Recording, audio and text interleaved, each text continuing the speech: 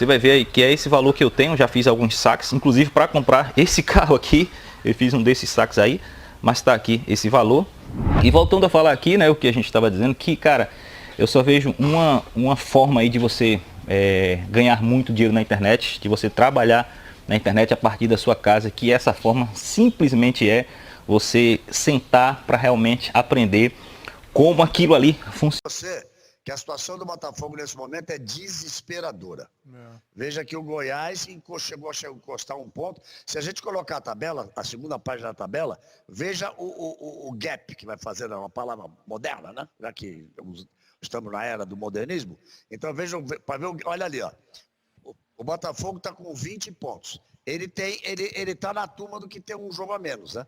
Mas veja só que nessa segunda página da tabela, só tem 2 times com um jogo a menos. O Vasco e o Botafogo com 23 jogos, o resto já todos com 24. Mas olha só, o Botafogo nesse momento, ele não está a 5 pontos do Sport. Só se ele fizer os 6 pontos, o Sport não precisa nada, ele tem que fazer os 6.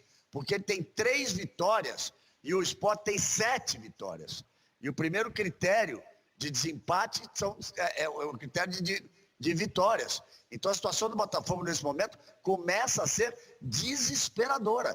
E ele tem o São Paulo. Ou alguém vai dizer que o São Paulo não é o favorito para o jogo. O futebol é um esporte que ninguém pode afirmar nada, né? O basquete, quando você tem um grande time contra um time que tem jogadores mais fracos, não vai perder. O voleibol é a mesma coisa, né, para falar de esportes coletivos. Mas o futebol é diferente. Mas que o São Paulo é super favorito quarta-feira, me parece que a situação do Botafogo é desesperadora realmente. Kleber, sobre o Barroca. Eu também acabei de ter a informação aqui. Ele tem 10 dias já. Ele tem 10 dias já do teste feito. Está assintomático. A vez que eu conversei com o Dr. Jorge Pagura, que é o médico que coordena a questão da Covid do Campeonato Brasileiro, ele disse que esse período, às vezes, a pessoa pode testar até positivo, mas a CBF liberou, que teve um caso do Gil, quando foi jogar contra o Atlético Goianiense e tal. Então o Botafogo está tentando... ele ia fazer um teste hoje. Vai fazer um teste. Aí... O Botafogo tenta que ele possa ficar... Hoje é o prazo. Segunda-feira, do exame, 48 horas em relação ao jogo. Exato. Se ele não der o negativo hoje, ele não pode trabalhar na quarta-feira. Se ele ficar no banco, ele será o 6º técnico do Botafogo a dirigir o time do banco de reservas, porque tinha Paulo Autuori, depois Bruno Lazzaroni, o Eduardo Barroca está contratado. Houve Alberto 3... Valentim. Não, mas no Campeonato Brasileiro, né, PC? Já começou o Autuori. Sim. Aí você teve o filho do Ramon Dias, o Emiliano, que ficou enquanto o pai se recuperava e não deu tempo de estrear. E quem está agora? O Felipe Lucena, que foi auxiliar do Barroca, e o Flávio Tênis, preparador de goleiros, que treinou na Copa do Brasil. Então são 6 quando o Barroca ficar, sendo que o Ramon Dias nem ficou no banco. Olha que loucura. Vocês estavam falando, o Paulo falou da convicção do São Paulo, e o São Paulo está no processo eleitoral que está quase decidido, né? Houve uma eleição do Conselho e foram eleitos os conselheiros que, teoricamente, darão o voto deles para o Júlio Casares e não para o Roberto Natel. Então, a tendência... Kleber, desculpe, Kleber. Como, por exemplo, a Globo News e a Globo fizeram um trabalho intenso nessa cobertura da eleição americana, a eleição de São Paulo é como a eleição de presidente dos Estados Unidos. Ela cria um colégio eleitoral, porque os sócios votam para formar um conselho, e é esse conselho, são 200, se não me engano, né? É esse conselho que acaba por escolher o presidente. Quantos? 260. 260, não sei, eu já estava achando 200 muito, então 260, são 260, mas é um colégio eleitoral, é como a eleição dos Estados Unidos. Vai, vota, e cria aqueles caras que acabam escolhendo o presidente. Muitos clubes, o processo eleitoral dos clubes quase sempre foi assim, né? Os sócios elegem um conselho, que é o chamado Conselho Deliberativo. E o conselho elege o presidente, né? Alguns clubes, sabiamente, ampliaram esse colégio eleitoral, permitindo votos aos sócios, votar direto para a presidência, ao sócio torcedor, que não é o cara que frequenta o clube, mas é o cara que ajuda a sustentar o departamento de futebol, o time de futebol. Então ampliou-se em muitos clubes esse colégio eleitoral. O atual presidente de São Paulo, Kleber, rapidamente, ele foi eleito em 2017, eu não vou lembrar se 121 ou 124 votos, mas a gente fez a conta na época, isso representa 0,0000007% do total da torcida do São Paulo. Pô, foi muito zero, você me deixou... É para ter a noção do quão antidemocrático é o processo. Você me deixou zonzo.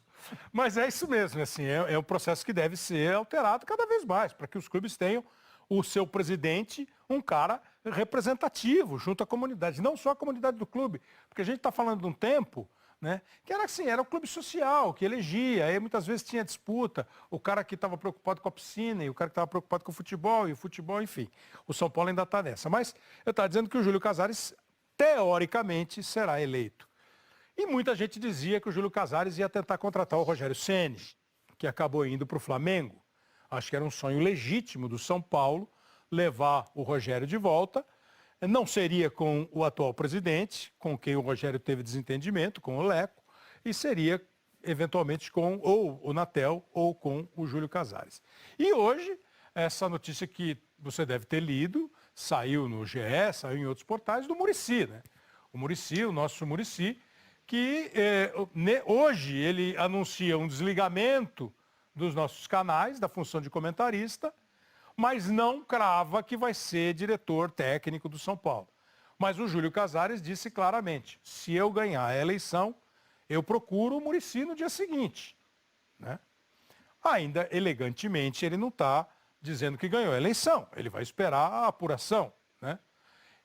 Mas o Muricy passa a ser um candidato. Eu estou fazendo isso tudo porque assim, eu não sei como é que vai ficar a situação do Raí. Hoje eu ouvi Muricy, Zete, não sei qual será a situação do Raí, mas é isso que o Paulo falou de continuidade de trabalho. Nesse instante, o que era uma dúvida, Fernando Diniz continuar no São Paulo, vocês imaginam que passou a ser uma quase certeza, não tem, né? Eu acho que a partir da ausência do fantasma do Rogério Ceni, entendeu? Porque não importa o que o Diniz estivesse fazendo no São Paulo, ele estava, qualquer coisa que ele fizesse, as críticas vinham e sempre se falava, não, em 2021 vem Ceni, não importa o que o Diniz faça. Agora que o Rogério está no Flamengo, está se estabilizando por lá e tudo indica que ele vai ficar um bom período lá, não existe mais o fantasma de Rogério Ceni no São Paulo em 2021. Então eu acho que a partir daí, mesmo sem conquista de título, embora o São Paulo esteja brigando bem no Brasileiro e na Copa do Brasil, só a performance nessa temporada de voltar a colocar o São Paulo em disputas importantes e brigar até o final pelo Brasileirão, eu acho que já vai ser suficiente para que o Diniz permaneça no São Paulo. Porque quando ele veio aqui, né, Galvão, que nós falamos muito assim, pô, você tem uma semana que você está bem na pesquisa, na outra você está mal, você tem uma rejeição maravilhosa e depois você tem uma aceitação extraordinária. Eu acho que agora estabilizou a aceitação, né? Mesmo que você conteste o jeito de jogar. Olha, eu não contesto, eu tenho elogiado demais o trabalho do Diniz, tenho elogiado demais o trabalho do São Paulo, eu vim avisando, o São Paulo tinha 3 jogos a menos em relação àqueles que estavam brigando pela liderança. O Atlético, quando o Inter foi o líder, o Atlético que era o líder até a semana passada, o Flamengo que vinha sempre junto ali, e o São Paulo com 3 jogos a menos. A performance do São Paulo é muito boa, o trabalho do Diniz é excelente, a coisa funciona, o trabalho dele demanda muito tempo pelo estilo de jogo que ele faz. Olha, eu hoje eu daria um percentual, porque eu acredito que o Diniz continua com a eleição do novo presidente. E você imagina que percentual seria esse, Kleber? Não. 100%. 100%? Absolutamente 100%. Eu vejo Diniz e Muricy trabalhando juntos. O Muricy vai ser coordenador técnico. Ele não vai ser diretor de futebol como é o Raí. Isso não está no Muricy. Essa coisa de botar paletó, ficar no escritório, participar de reunião de conselho, não é o Muricy. O Muricy vai trabalhar ali... É verdade, o Muricy vai trabalhar ali, coordenador. Você quer ver? Manda um repórter andar atrás dele para ver se ele não vai andar lá em Cotia um monte, para ficar vendo a garotada, para ficar vendo o trabalho do time de base, de trabalhar junto com... Aliás, na segunda-feira que vem ele estará aqui, né? Fazendo a despedida dele, estará no programa, fazendo a despedida dele e vai poder contar tudo isso. Mas eu já vejo os dois lá. Eu vejo os dois trabalhando e eu diria, cravo 100% que nós vamos ter os dois trabalhando lá. É por isso que eu falei, é um diretor técnico nesse sentido, né, de juntar todas as categorias. O cargo é coordenador, o cargo é coordenador técnico. Esse é o nome do cargo que ele vai assumir.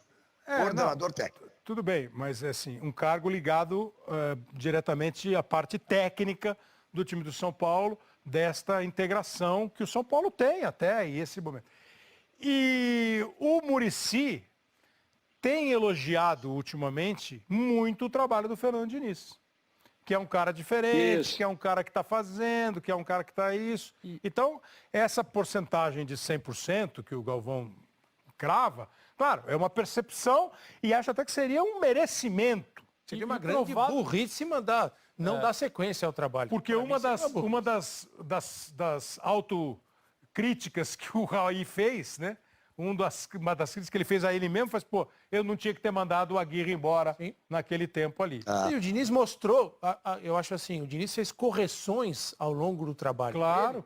que mostraram que ele está pronto. Claro, que ele não é poste, né? Uma oportunidade de seguir no São Paulo, ganhando ou não título nessa temporada. Eu acho que é esse que o São Paulo tem que pedir, tem que pensar. E o São Paulo teve situações que eu acho que foram emblemáticas para o São Paulo chegar nessa situação que está hoje. Fatos que aconteceram. O susto contra o Fortaleza na Copa do Brasil. Mexeu com o São Paulo, mexeu com o Diniz, mexeu com os jogadores. E aí veio a confiança nos resultados contra o Flamengo. Aí, de tudo que ele foi mexendo, que foi dando... Porque, lembra do Luan? O Luan já tinha sido titular com o Diniz, muito antes da torcida do São Paulo. E com outros treinadores, claro. E assim, não deu certo com o Diniz. Aí ele mexe na defesa. Mas é um outro Luan. O Luan já é um outro Luan. O Luan que volta mostra que pode jogar dentro desse conceito. Do mesmo modo que ele fez Arboleda e Bruno, depois ele tirou e colocou o Diego e o Léo, depois ele botou o Bruno, agora ele voltou com o Arboleda. No momento do Diego e do Léo, lembra que todo mundo falava, achou a defesa, melhorou a saída de bola. Então acho que ele foi buscando as correções necessárias. E esses dois momentos, o susto, o medo de nada dar certo contra o Fortaleza e depois a confiança de ganhar do Flamengo. E eu brinquei com o Jean-Pierre quando ele falou, a gente sobe e tem o Renato lá que está 1, 2, 3, 4 anos, então a gente fica fora por algum motivo, a gente ainda não está muito seguro, mas a gente tem o mesmo Renato ali no dia a dia, no ano a ano, para mostrar para a gente, para manter um ritmo de trabalho, uma filosofia de trabalho. E eu brinquei, essa é uma boa mensagem. Não teria muito... O São Paulo tem vários caras novos, jogadores revelados pelo São Paulo, que eventualmente, gente, lamentavelmente é a realidade do nosso futebol, um ou outro vai sair.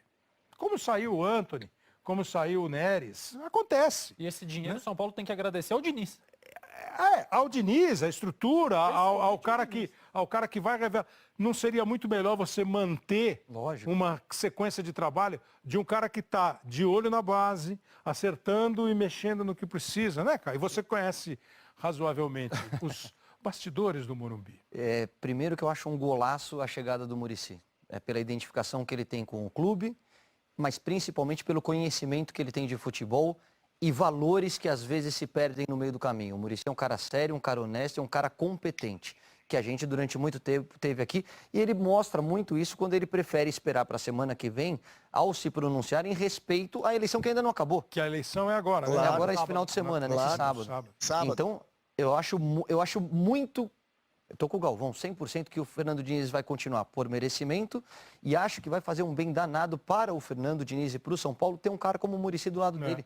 Para trocar uma ideia, para falar de jogo, para fazer a integração da base. Se eventualmente ele tivesse trabalhado com o Rogério, quando o Rogério assumiu, talvez seria... Exatamente. Poderia, ninguém sabe, mas poderia ter um resultado diferente, né? Quem sabe o Muricy, quem sabe não faz parte desse novo trabalho do Muricy, por exemplo, fazer com alguém o que o Tele fez com ele.